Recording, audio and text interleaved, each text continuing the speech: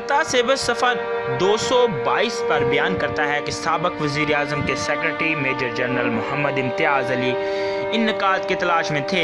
اس سے ملحقہ حصہ صفحہ 223 پر یوں بیان کرتا ہے کہ ایک بار مسٹر رفیع رضا نے اچھی نیت سے اس تجویز کو رد کر دیا۔ وزیر اعظم سے گفتگو کر کے انہوں نے ایسا کیا، یعنی خود ناقابل قبول سمجھ کر نہیں۔ یہ بات قطعی واضح ہے کہ رفیع رضا نے اس تجویز کو ناقابل قبول قرار دیا تھا اور میں نے اس سے اتفاق کیا تھا۔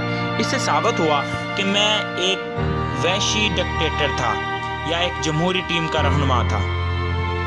مزید برآں اس تجویز میں جو سوال اٹھتا ہے اس کا خالق میجر جنرل امتیاز علی نہیں تھا، سیالکوٹ سے تعلق رکھنے والے ایک MNA کے ذہین کا بچہ تھا۔ میرے ملٹری سیکرٹری نے یہ تجویز صرف میرے سامنے پیش کی تھی، جس کے نتیجے میں نے اسے متعلقہ وزیر کے پاس بھجوایا۔ میں نے اسے ناقابل قبول قرار دے دیا۔ اب چائے کی پیالی کے طوفان کی طرح اس بات سے طوفان اٹھانے کی کوشش کی گئی۔ یہ تھا اس حکومت کا طرز عمل کہ پاکستان کے ارد گرد جو طوفان جمع ہو رہا ہے اس سے آنکھیں بند کر کے حکومت اپنی تمام توجہ تتلیوں کے گنگنانے پر مرکوز کر دے، یا تتلیوں کے گنگنانے پر مرکوز کیے ہوئے تھی یا مرکوز کیے ہوئے ہیں۔ یہ تھے بھٹو کے الفاظ جو کہ انہوں نے اپنی کتاب اگر مجھے قتل کیا گیا کے اقتباس خانہ جنگی میں پیش کی۔ کرتاس ایبس کے صفحہ 71 پر بیان کیا گیا کہ میرے اسپیشل سیکرٹری راؤ عبدالرشید نے مجھے بتایا کہ گورنر بلوچستان خان آف قلات پر انتخابات کے انعقاد کے سلسلے میں اعتماد نہیں کیا جا سکتا، خاص طور پر ایسے حالات میں جبکہ صوبوں پر گورنر رائج نافذ کیا ہے۔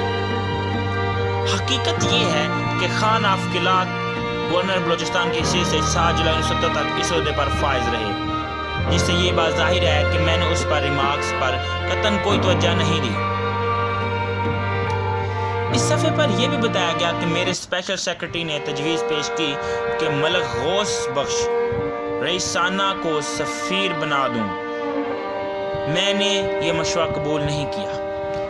میں نے ہرگز یہ مشورہ قبول نہیں کیا۔ بھٹو کے یہ الفاظ تھے جو کہ انہوں نے اگر مجھے قتل کیا گیا اپنی کتاب کے اقتباس خانہ جنگی میں پیش کی۔ کرتاس ایبس کے 4-5 صفحے میرے اسپیشل سیکرٹری کے بارے میں وقف کیے گئے تھے کہ وہ بلوچستان میں فوج کی موجودگی اور سول سروسز میں فوج افسران کی تعیناتی کے امور میں تخیل تھا۔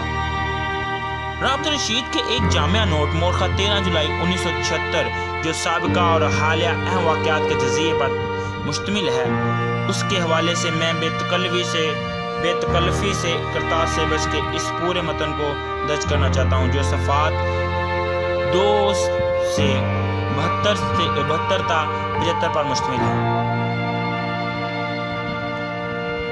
بھٹو کی کتاب اگر مجھے قتل کیا گیا کہ اقتباس خانہ جنگی کے بعد دی سول ملٹری پرابلم کو ڈسکس کریں گے، لیکن اس کے لیے آپ کو دیکھنا پڑے گی ہماری مزید ویڈیو۔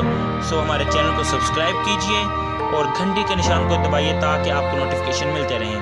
تب کے لیے اجازت دیجیے۔ اللہ حافظ۔